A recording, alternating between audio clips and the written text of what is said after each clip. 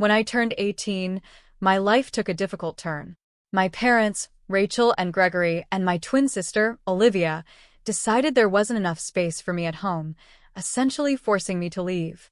For the next few years, I struggled with an unstable life, moving from one temporary living situation to another, even living in a tent at one point. I did whatever I could to get by. Despite these challenges, I eventually built a stable life and was able to buy my own house. Now, at 26, just as I've gotten my life in order, my family has suddenly appeared. Led by Olivia, who is now expecting her fourth child, they showed up at my door unannounced, looking to move in. This is the same sister who once pushed for me to be kicked out, saying there wasn't enough room for both of us in our childhood home. Growing up, I always felt like I was treated as less important than Olivia. It was clear Rachel and Gregory preferred her, and they even admitted they wouldn't have had me if Olivia hadn't been conceived. She was always the center of attention, getting all the best toys and clothes, while I barely received enough to keep up appearances. Olivia has always shown selfish, narcissistic traits, likely because of how her parents favor her.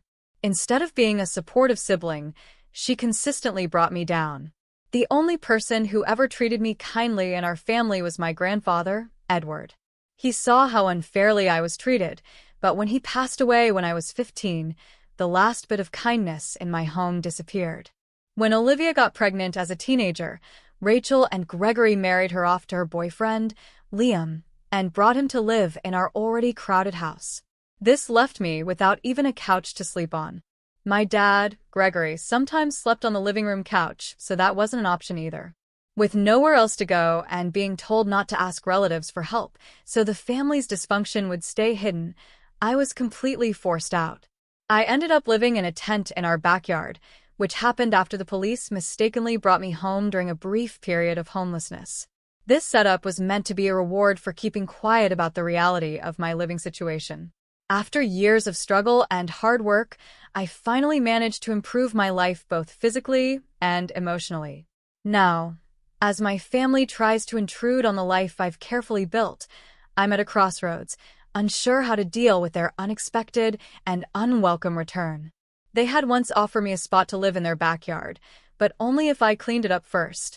Despite the mess, which was littered with flour, sugar, and overrun by rodents, I accepted. At one of the lowest points in my life, I saw this as an opportunity and quickly moved in. Olivia, on the other hand, was relieved to see me go, pointing out that there wasn't enough room for me at her place. No one even asked where I was planning to go. Transforming the backyard into a livable space was tough, especially dealing with the rodent problem, but I eventually made it work. Unfortunately, the situation forced me to drop out of high school just a few months before my final exams. My friends encouraged me to stay in the backyard and finish school, but by that time, I had already given up on that path. Instead, I focused on working, relying solely on my earnings to get by. Before long, I realized I needed to improve my skills for a better future. Gregory was a service technician, and as a kid, I often played with his tools instead of toys, helping him with household repairs. That early experience came in handy later as I decided to invest in my education and eventually got a job at a car manufacturing plant. I worked hard and steadily climbed the career ladder until I became a design manager.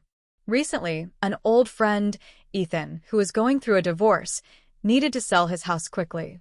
Even though I was hesitant at first, the huge discount and flexible payment plan he offered were too good to pass up, so I decided to buy it. I bought a 4-bedroom house and moved in about 3 weeks ago. To my surprise, my estranged family showed up unannounced at my new home. I hadn't had any contact with them for years, and I lived 17 miles away, so their visit was completely unexpected. I suspect a neighbor who still follows me on social media might have told them where I live. When they barged in, Rachel and Gregory expressed pride in my accomplishments, but it felt strange to see them react to me owning a house at 26, especially since they were still renting. Olivia and Liam wandered around the house as if they were inspecting it to move in. When I confronted them, they vaguely claimed they were just checking on me. It was ironic that they suddenly showed interest in my life, now when I didn't need them anymore. During their visit, Olivia boldly claimed a bedroom for herself, excited about the private bathroom, as though it was already decided that they would move in. Gregory and Rachel tried to calm her down, asking her to manage her children better. In the middle of this chaos, I was shocked and immediately shut down any discussion about them moving in. The situation quickly escalated as they started pushing the idea that I had a moral obligation to house Olivia because of family duty. I stood my ground, reminding them that it was their responsibility, not mine, to provide for their children. I firmly told them to leave my home, making it clear that I wouldn't feel guilty for their poor planning or lack of space. As they left, I felt a sense of peace, knowing I was living on my own terms, free from the pressure of their unwanted expectations. I recalled how, back when I was younger, my grandfather Edward allowed my cousin to sleep on the couch, but when I asked for the same favor, he refused and kicked me out.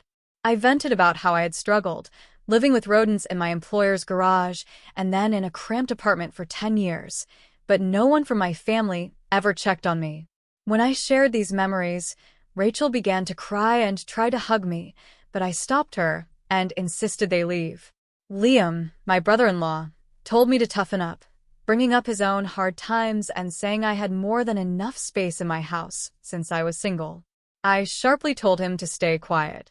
Olivia cursed at me for raising my voice at her husband, but I stood firm and told them they needed to leave or things would escalate. I made them leave before they could argue back. My anger was clear.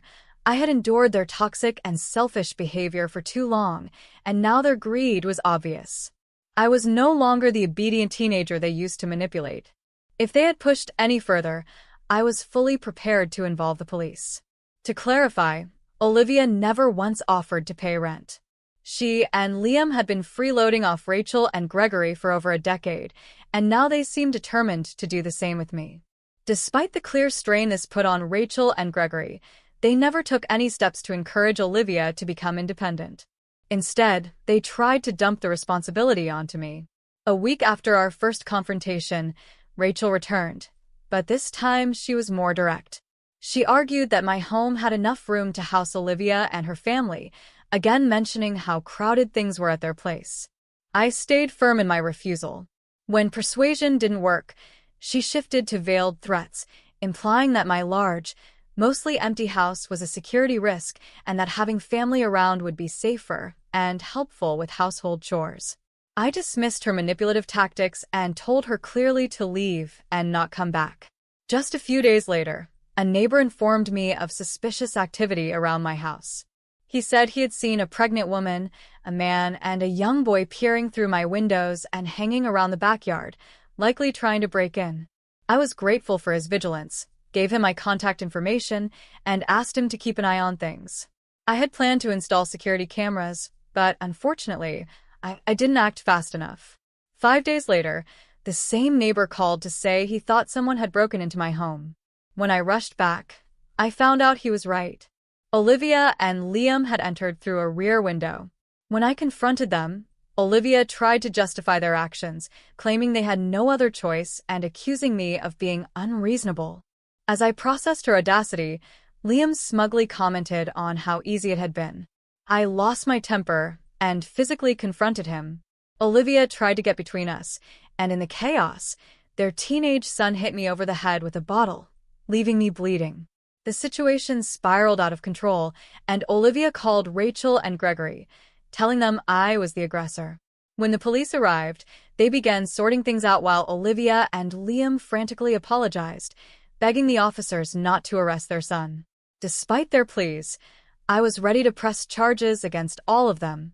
However, Olivia denied the break-in and assault, claiming it was just a family visit gone wrong and that her son's actions were only a prank. When Rachel and Gregory arrived, they immediately took Olivia's side, pressuring me to drop the charges. They banded together to defend her and tried to make me out to be the vindictive one. Faced with their collective denial and manipulation, I realized they were determined to gaslight me into submission. I was determined not to let my family rewrite the narrative of what had happened in my own home. Thankfully, my neighbor stepped forward with a crucial statement, which ultimately led to the arrest of everyone involved in the assault. They spent the night in jail because Rachel and Gregory couldn't afford their bail. The next morning, while they faced trial, I was at the hospital getting treated for my injuries and making sure there were no internal damages. I took a few days off to recover and press charges for assault, also seeking compensation for my legal fees, which the court granted. Despite Rachel and Gregory's attempts to persuade me to drop the charges, I stood firm. I even threatened legal action against them for their role in orchestrating the attack.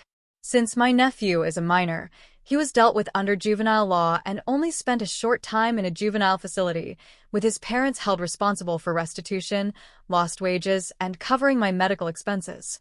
Olivia and Liam were fined heavily. In an attempt to ease their financial burden, they asked the court to allow them to complete part of their fine through community service. Since the incident, things have been relatively quiet. I hope Olivia and Liam have learned their lesson and will keep their distance. However, Rachel and Gregory haven't let this go. Just yesterday, they showed up at my door and waited outside for an hour until I reluctantly let them in. They pleaded for my help, but when it became clear they were speaking on behalf of Olivia, I immediately refused to get involved. That's when they revealed their real reason for visiting. They were getting older, their home was falling apart, and they wanted to move in with me, expecting me to take them in out of duty. I confronted them about their lack of responsibility as parents. They mentioned the idea of giving their house to Olivia, which I saw as another tactic to pressure me. They even suggested that Olivia could pay rent to live in my house, and that I could use it to cover my mortgage. I firmly declined, stating that Olivia needed to handle her own financial problems without my involvement. They continued to plead, arguing that my house was too big for just one person. But I made it clear that my future plans didn't involve staying single or accommodating them out of obligation. Their attempts at emotional manipulation didn't work.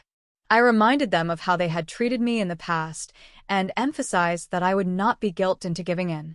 It was obvious they were trying to use family ties to their advantage, but I remained firm in setting boundaries to protect my well-being. After they left, visibly upset, I closed the door behind them.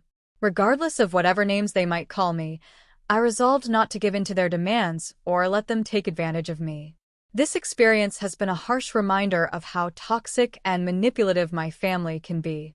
Despite their actions, I refuse to let them drag me back into the chaos I've worked so hard to escape.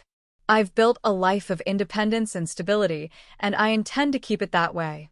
Now, I'm ready to move on to the next chapter in my life, stronger and wiser from this experience. I've decided to install security cameras to ensure my home remains my sanctuary and to prevent any further intrusions. No matter how hard they try, I am determined to protect the life I've created for myself. It's not just about keeping them out, it's about finally putting myself first.